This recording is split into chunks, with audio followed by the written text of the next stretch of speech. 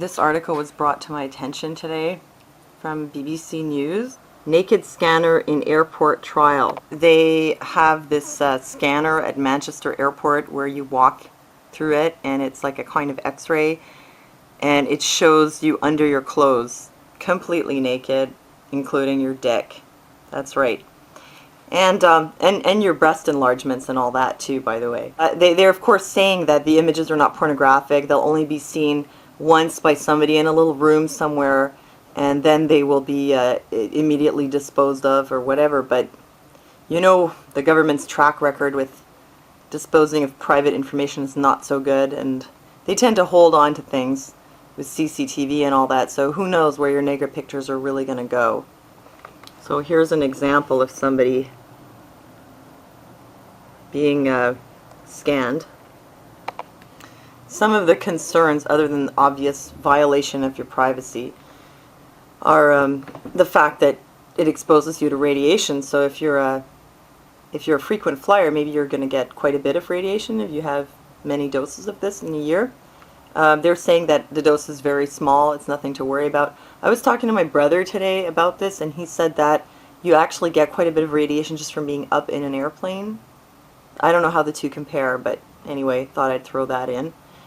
They seem to be really pushing this thing. Here's some of the points that they're making in favor of it. This scanner completely takes away the hassle of needing to undress.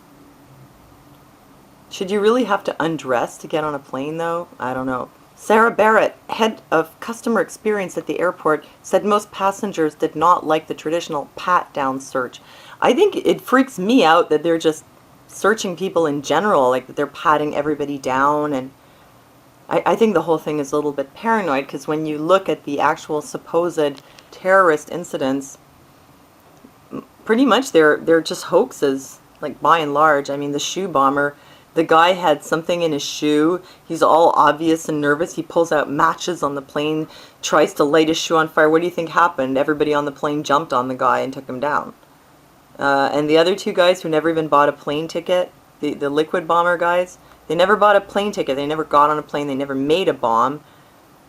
I don't know where this theory comes from, that they were going to light a bottle of Gatorade and something else on fire with an MP3 player.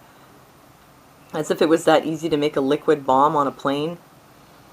Anyway, another very strange thing about this article is, it says here, below is a selection of comments you have sent in regarding the issues in this story.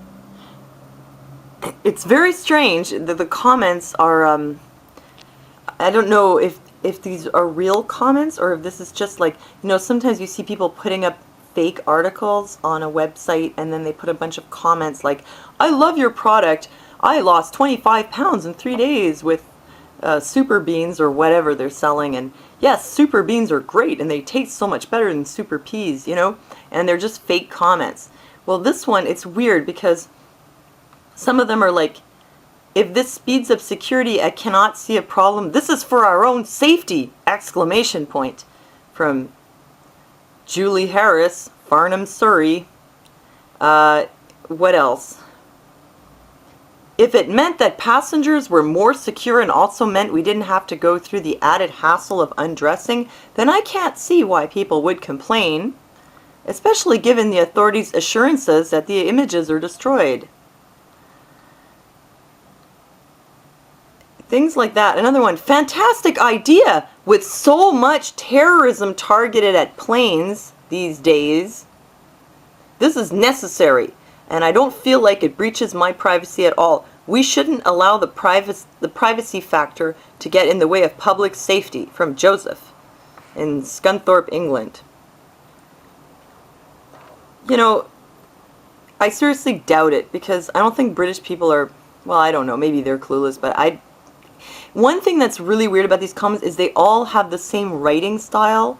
So it looks like they were all written by the same person. You know, everybody talks different and everybody writes different, but when you read these comments, it's like they were all written by the same person. I seriously have a very hard time believing. And the tone of the comments is just not, it just doesn't come across real.